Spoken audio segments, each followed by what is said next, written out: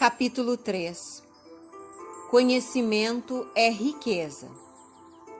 A maior descoberta que se pode fazer é adquirir consciência de que existe em seu íntimo poder e sabedoria infinitos, que lhe dão condições para superar todos os problemas, vencer todos os obstáculos e conduzir todas as tarefas da vida.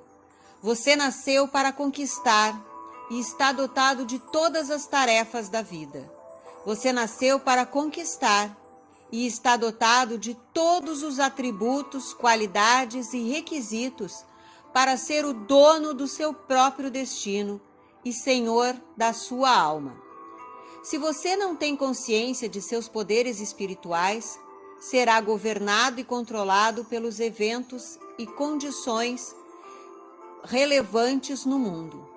Há uma tendência em você de se depreciar e geralmente de se autoestimar aquém das suas possibilidades. Em outras palavras, a falta de conhecimento leva-o a enxergar, a exagerar o valor das circunstâncias e a deixar de perceber o seu tremendo potencial interior, que pode colocá-lo no caminho elevado da felicidade, da saúde, da liberdade e da alegria de viver. Conhecimento e riqueza. Por ocasião de uma visita ao famoso templo de Delfi, nas proximidades de Atenas, na Grécia, em agosto de 1965, estabeleci conversação com a minha guia. Ela era fluente em inglês, francês e alemão, e seu conhecimento dessas línguas interessou de tal forma uma das turistas do nosso grupo que ela lhe ofereceu um emprego como acompanhante durante suas viagens pela França e Alemanha, e também como governanta de seus 3 filhos em Nova York. O salário da moça seria de $400 mensais, além de casa e comida. Naquela ocasião, seu salário era de apenas 100 dracmas por dia, um pouco mais de $3. Confidenciou-me a guia que tal oportunidade era como a concretização de um sonho, pois há muitos anos desejava ir para os Estados Unidos. O mais interessante sobre essa moça é que ela se havia acostumado a rezar fervorosamente, pedindo à Santa Virgem diariamente que a ajudasse a ganhar mais dinheiro e a conseguir uma viagem para a América. Indubitavelmente, sua fé ou crença cega havia conseguido sensibilizar seu subconsciente, provocando essa extraordinária reação. Paracelso dizia: não importa que o objeto de sua fé seja falso ou verdadeiro, os resultados serão os mesmos. Visão e riqueza. Certa vez fiz uma viagem à Inglaterra, Alemanha, Irlanda e Grécia, a fim de realizar uma série de preleções. A programação incluía alguns dias de férias em cada país visitado. Em Cork, na Irlanda, fui convidado para jantar em casa de um jovem vendedor de vinhos e sua encantadora mulher. Não tinha mais de 24 anos e contou-me que tivera uma visão de que seria o mais destacado vendedor de vinhos de sua firma, o que realmente viera a se confirmar. Ele fora convidado a comparecer à sede da companhia em Dublin e ali, em cerimônia formal, havia sido presenteado com um relógio de ouro e distinguido com considerável aumento salarial por ter sido durante 3 anos consecutivos o primeiro dos vendedores em volume de vendas. Todas as noites antes de dormir, esse jovem declarava com convicção: sou o vendedor mais destacado e estou sendo magnanimamente recompensado. A seguir, via-se em imaginação sendo cumprimentado pela esposa e caía em sono profundo. Esse jovem vendedor é um ávido leitor do meu livro O Poder do Subconsciente, que transformou completamente a sua vida. É meu parente e não tinha qualquer ideia de competição com ninguém. Apenas lhe aconteceu ter sensibilizado a sua mente com a ideia de vir a ser o vendedor mais destacado, e o seu subconsciente, que é sempre responsivo, reagiria de um de seus modos peculiares e extraordinários. O caminho de Deus foge à nossa compreensão. Conhecimento e oportunidade. Durante minha visita ao templo de Apolo, na Grécia, chamou-me a atenção uma jovem grega com um livro embaixo do braço, que me pareceu familiar. Olhando-o mais de perto, verifiquei para minha surpresa que era o milagre da dinâmica mental. Apresentei-me imediatamente e a jovem passou a bombear-me com uma grande variedade de perguntas interessantes. Seu principal problema residia no fato de querer ir para os Estados Unidos. Entretanto, na embaixada americana em Atenas, fora informada de que levaria anos até que pudesse imigrar, pois a lista de pretendentes era muito grande. Disse-me ela: já usei todas as técnicas que o Senhor recomenda neste livro, e todas as minhas orações têm sido atendidas, a não ser especificamente a obtenção do visto de imigrante para os Estados Unidos. Ela vinha regular, sistemática e convictamente afirmando: inteligência infinita, mostre-me o caminho para imigrar para os Estados Unidos. Quando o homem diz que não há solução, Deus o contraria afirmando que há, e eu acredito em sua palavra. Em vista disso, escrevi uma carta para uma advogada extraordinariamente brilhante em Nova York, que era uma estudiosa da ciência da mente e velha amiga minha, dizendo-lhe que essa jovem grega possuía uma irmã com um negócio estabelecido naquela cidade, há muitos anos, que estava muito doente e necessitava da presença de sua irmã da Grécia, para cuidar dela e do próprio negócio. A advogada agiu quase imediatamente e escreveu àquela jovem estudante de um milagre da dinâmica mental, informando-a sobre as providências legais a tomar para assegurar sua entrada nos Estados Unidos. Quando redigia especificamente este capítulo, recebi uma carta da jovem de Atenas, dizendo o seguinte: nosso encontro não foi acidental. Ao vê-lo em seus trajes clericais e ao ouvi-lo falar, sabia que o Senhor era um ministro americano. Sabia também que o Senhor falaria comigo e que, de uma forma ou de outra, teria a resposta que eu aguardava.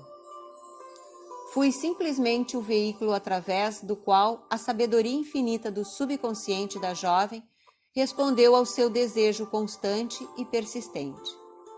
Ela nunca vacilara ou pusera em dúvida que o seu dilema seria resolvido. Sabia simplesmente que haveria uma resposta às suas preces e sua persistência, determinação e obstinação pagaram dividendos. A primeira etapa da resposta às suas orações verificou-se quando uma aeromoça a presenteou com um exemplar de O Milagre da Dinâmica Mental, dizendo-lhe: este livro a ajudará a melhorar consideravelmente o seu inglês e, se utilizar, não demorará em ir para a América. Os caminhos do subconsciente são, por vezes, intrincados, fascinantes, encantadores e maravilhosos. Você começa, então, a verificar que as maravilhas nunca cessam e que ele nunca falha. Nova concepção redunda em contrato. Em uma de minhas preleções no Carston Hall, em Londres, na Inglaterra, por ocasião daquela viagem sobre a qual acabei de escrever, falei sobre a surpreendente lei do amor. Após a preleção, uma atriz veio conversar comigo e confidenciou-me que havia abandonado o palco por estar profundamente aborrecida com a pornografia empregada nas peças modernas. Agora, disse-me, percebo a minha falta. Tenho também algo a dar. Venho me deixando envenenar e fiquei profundamente ressentida com os editores por introduzirem expressões grosseiras em meu livro. Vou lá amanhã mostrar-lhe que o amor supera o medo. o ódio e o ressentimento. Estive em Londres apenas uma semana e antes de partir, aquela atriz me telefonou para o hotel em Bond Street e disse-me orgulhosa e alegre: assinei um contrato hoje. Durante 2 horas na noite passada, repeti alto para mim mesma: o amor divino inunda a minha alma. A seguir, fui dormir possuída de um profundo sentimento de amor e boa vontade para com toda a humanidade. Essa atriz havia adquirido uma nova ideia do significado do amor e a introduzira com firmeza em sua mente, descobrindo que o amor divino dissolve tudo aquilo que se lhe opõe. O amor é o solvente universal. Ela compreendeu durante a preleção que a divulgação de uma notícia falsa a seu respeito, que a tinha particularmente enraivecido, não tinha o poder de magoá-la, a não ser através do seu próprio pensamento, e abençoando aqueles que haviam produzido o mexerico absurdo, sentiu-se libertada. Atualmente sou rico. Falei para um pequeno grupo de pessoas numa residência particular em Munique, na Alemanha, sobre as leis da mente. Meu anfitrião era um homem ainda jovem, exímio professor de esqui nos Alpes. Por ocasião de uma de suas excursões como alpinista, uma das suas alunas, sua noiva, perdeu-se acidentalmente durante uma avalanche e foi posteriormente encontrada morta. Após ter sido condenado em 2 julgamentos, o professor foi finalmente absolvido de qualquer culpa em um 3º julgamento, ficando, entretanto, com um profundo sentimento de culpa e amargurado pelo remorso. E mais do que tudo, se ressentia dos comentários desagradáveis da imprensa local. Expliquei-lhe que não podia ser responsabilizado pelos atos dos outros ou pela desobediência voluntária deles às instruções relativas ao alpinismo.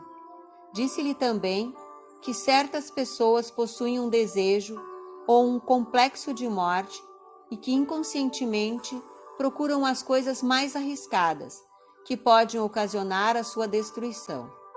As pessoas que se autodetestam são frequentemente levadas a se embriagar até a morte ou a tomar uma dose excessiva de soníferos ou qualquer outro veneno. Ele começou então a perceber que se estava martirizando desnecessariamente e que, ao invés disso, devia abençoar a moça, entregando-a a Deus, e assim libertando-a da mesma forma que a si próprio.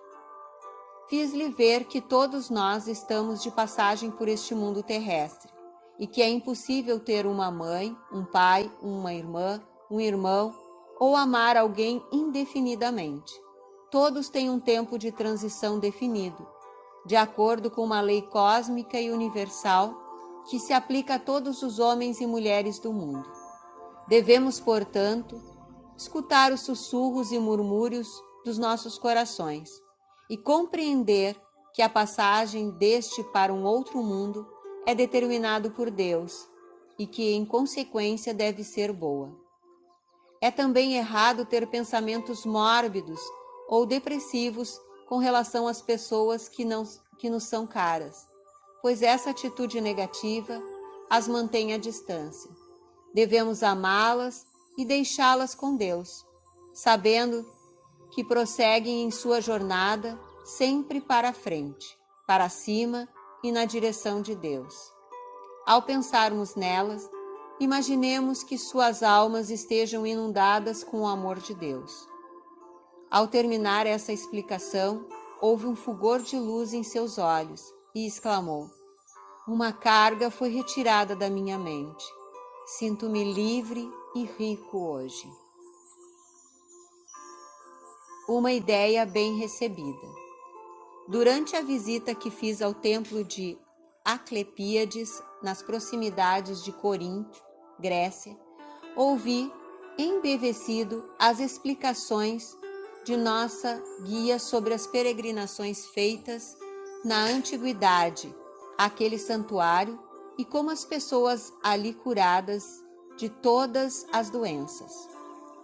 Ela frisou o fato de que a maioria dos peregrinos ficava praticamente curada antes da chegada ao templo, em virtude da alta expectativa, da vívida imaginação e da crença cega que os dominava. Acrescentou ainda que, segundo os velhos arquivos, os sacerdotes ministravam drogas aos doentes e os faziam mergulhar em profundo transe hipnótico, durante o qual lhes transmitiam a ideia de que seriam visitados pela deusa e então curados. A pesquisa arqueológica revela que, indubitavelmente, muitas curas notáveis foram ali realizadas. Ao interpelá-la sobre as técnicas utilizadas na antiguidade, verifiquei que estava completamente familiarizada com as atividades do subconsciente, ao dizer-me: sem dúvida, Dr. Murphy, todos os resultados que se verificavam no templo após o estado hipnótico eram devidos à firme crença daquelas pessoas que ficariam curadas de qualquer enfermidade que tivessem, o que na realidade acontecia de acordo com a sua crença. Sua crença fervorosa ativava a corrente curativa do seu subconsciente, fato que atribuíam às várias deusas e também a Asclépiades, um dos seus mais antigos deuses. Essa jovem guia possuía as riquezas da mente. Seu pai era inglês e sua mãe grega, de forma que falava muito bem ambas as línguas. Disse-me ter nascido em um dos bairros mais pobres de Atenas e que às vezes deixava de ir à escola porque seus pais não tinham como lhe comprar roupas. Rezava pedindo a Deus que lhe desse uma ideia e lhe dissesse como sair daquele estado precário, que lhe estava minando toda a esperança e causando aguda depressão mental. A ideia lhe veio espontaneamente, praticamente do nada: ensinar a língua grega a crianças americanas. Dando-lhe seguimento, procurou a esposa do executivo de uma companhia de petróleo e ofereceu-lhe os seus serviços. A mulher exclamou: "Isso é uma ideia magnífica!" e imediatamente a empregou com um salário bastante razoável. Mais tarde, essa mulher levou-a durante as férias aos Estados Unidos e outros países, com todas as despesas pagas. Atualmente, aquela jovem guia está financeiramente independente, mas ainda gosta de contar aos turistas a história da Grécia Antiga, dos seus templos monumentais, castelos medievais, ilhas pitorescas e locais sagrados da antiguidade. Ela não negligenciou com a ideia que lhe ocorreu, muito pelo contrário, aceitou-a e a pôs imediatamente em execução, demonstrando que as ideias são os nossos mestres e os dirigentes do nosso destino na vida. Leve sua ideia até o fim. Não diga: "Isso é muito bom para ser verdade." Ao contrário, exclame com convicção: "Essa ideia é bem-vinda e eu a aceito de todo o coração, pois ela virá a consumar-se de acordo com a vontade de Deus." A luz dissipa a escuridão.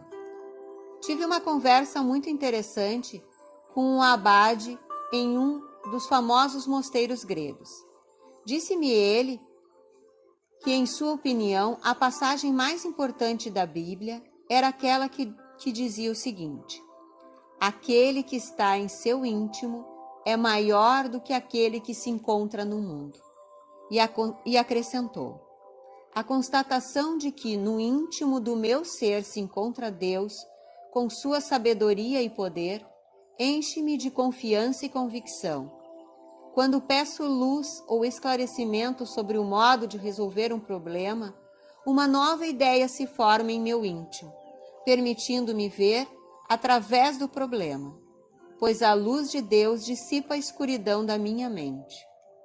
Esse abade descobrira o segredo da vida e a fonte de todas as riquezas. A partir, disse-me: "A realidade não é somente aquilo que se vê objetivamente. Neste mundo fenomenista, mas também o que se pensa, sente, imagina e acredita. Tudo o que realmente disse é o que qualquer estudante da mente conhece, que a causalidade infinita está em nosso íntimo e não no mundo exterior, que nos cerca. Lembre-se de que o Criador é o maior que a sua criação, que o pensador é maior que seus pensamentos e sentimentos. São eles que controlam o seu destino. Sua imagem mental e seu sentido verdadeiro é a substância das coisas que se devem esperar, uma demonstração das coisas que não aparecem. Hebreus, capítulo 11, versículo 1.